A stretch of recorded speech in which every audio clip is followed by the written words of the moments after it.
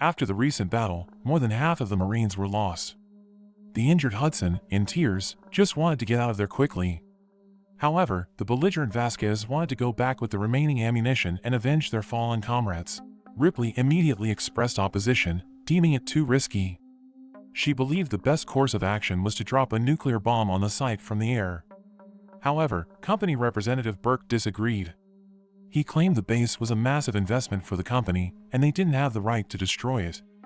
Moreover, aliens were deemed important creatures that couldn't be entirely eradicated. Despite Burke's earlier promise to Ripley that their goal was to eliminate all aliens, his sudden change in attitude suggested ulterior motives, likely involving the aliens. In this military operation, Burke had no authority.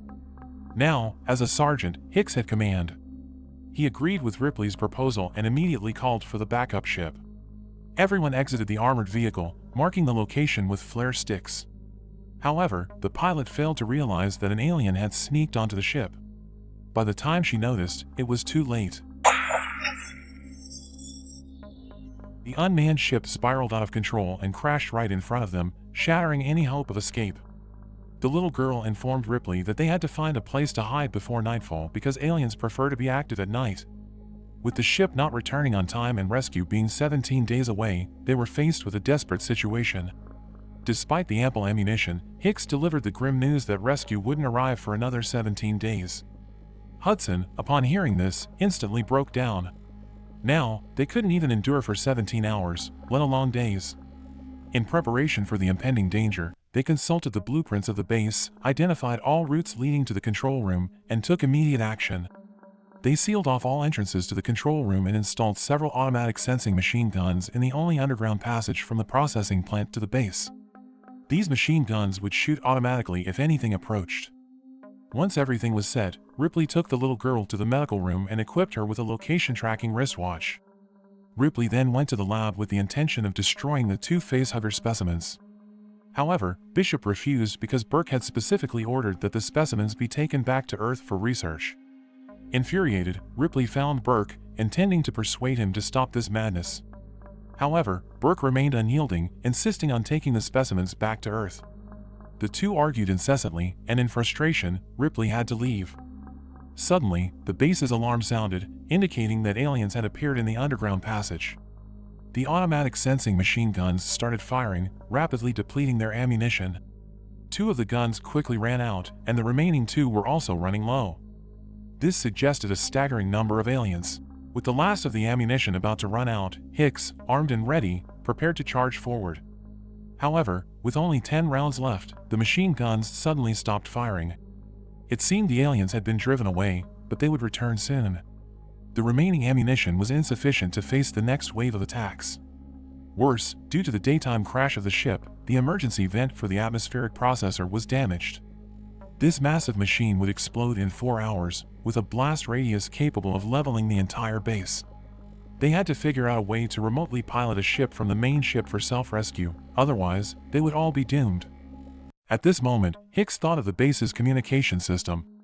However, as the signal tower had malfunctioned, someone had to risk going out to repair it. This task fell on Bishop, the android, as only he was qualified to remotely pilot the ship.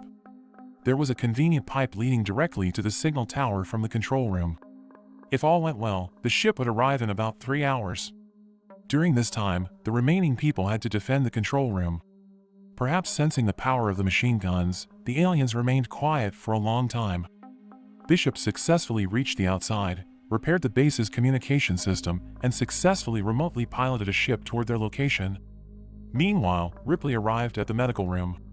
She accidentally fell asleep while holding the little girl. Just as she closed her eyes for a few minutes, a noise woke her up. Opening her eyes, she discovered 2 toppled glass containers in the medical room. Ripley sensed something was terribly wrong because these containers were meant for holding Facehugger specimens, and the specimens inside were now missing. She quickly woke up the sleeping girl and cautiously surveyed the surroundings. Suddenly, a Facehugger lunged at her, narrowly missing her as she used the bed to trap the Facehugger. Once the little girl left, Ripley quickly got up and overturned the bed. However, when the two of them wanted to leave, they realized the door had been locked by someone. No matter how they shouted, there was no response from outside. The sturdy tempered glass not only blocked sound but was also extremely durable. Thinking on her feet, Ripley decided to trigger the base's fire alarm system using a lighter.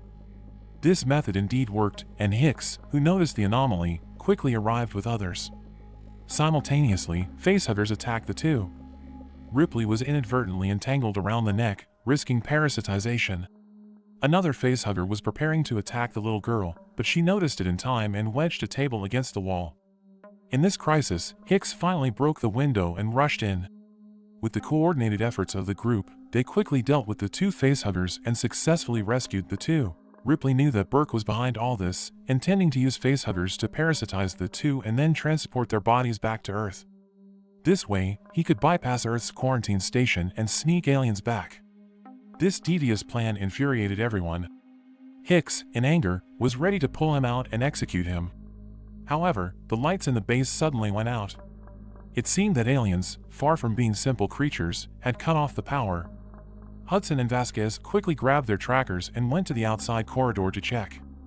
Indeed, a large group of aliens was approaching. Strangely, the tracker indicated that aliens had already entered the corridor. For safety, they hurriedly retreated to the control room and sealed the main door.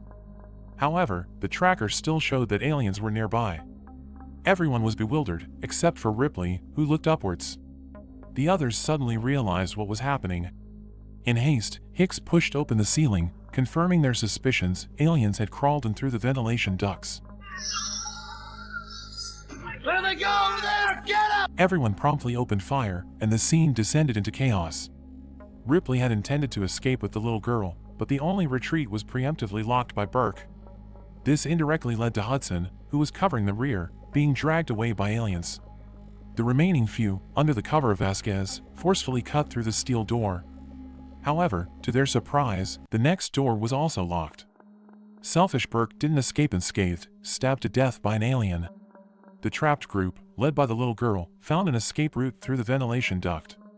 The girl, who had survived alone in the base, had already mapped out all the routes. She knew a shortcut to the spacecraft landing site. At this moment, Bishop also stated that the spaceship would arrive in 15 minutes. Unfortunately, aliens also followed through the ventilation duct. Vasquez, providing cover at the rear, quickly depleted the main weapon's ammunition. Just then, an alien suddenly descended from above, directly pouncing on Vasquez. Although she ultimately dealt with it, her legs were disabled by the corrosive blood of the aliens. Unexpectedly, at this critical moment, Lieutenant Gorman, usually timid, turned back. Due to the overwhelming number of aliens, they faced inevitable death, opting to go down with the aliens. The intense explosion reached the three in the front, causing the little girl to fall into the sewer. The two remaining survivors had no choice but to use the locator on her watch to search for her through alternative routes. After a strenuous search, they found her but discovered that she was trapped below. Just as Hicks was using the cutting tool, an alien suddenly emerged from the water, snatching the little girl on the spot. With the situation urgent, the two couldn't afford to linger, rushing to the landing point via the elevator. However, before the elevator doors could close, an alien caught up. Hicks hastily shot at it, successfully driving the alien back but sustaining burns from the splattered blood. The two survivors narrowly made it onto the spaceship. However, Ripley wasn't ready to leave just yet. Perhaps due to guilt over her daughter, she didn't want to have regrets again. So, she headed to the armory, armed herself, and prepared to rescue the little girl. The aliens only wanted to use humans as hosts, and the girl should still be alive. Soon, fully armed, Ripley followed the signal to the cryo chamber, where she found the little girl stuck in the secretions. But just as she was about to leave, she discovered numerous alien eggs. Witnessing an alien queen continuously laying eggs, Ripley wasted no time, dousing the area with flamethrower flames, then unleashing a barrage of gunfire. As she left, she even tossed down a bomb. Little did she know, the alien queen not only survived but broke free and pursued her. When Ripley reached the agreed-upon rendezvous point, the entire base became extremely unstable, as if it were about to explode. Thankfully, Bishop arrived just in time, piloting the spaceship. At the moment the alien queen caught up, the two smoothly ascended onto the ship. As they flew out, the entire base exploded, annihilating the aliens. Back on the main ship, the first thing Ripley did was express gratitude to Bishop, simultaneously altering her perception of synthetics. However, just then, the floor suddenly corroded, and Bishop's body was impaled, literally torn in two. Unbelievably, the alien queen had followed the ship here. As Ripley attracted the attention of the alien, she gestured for the little girl to hide quickly. The girl hurriedly slipped into the tunnel below, while Ripley swiftly entered the warehouse, closing the thick steel door. When the door was opened again, Ripley, piloting a cargo loader, emerged. In an instant, the final duel between the steel exoskeleton and the carbon-based organism began.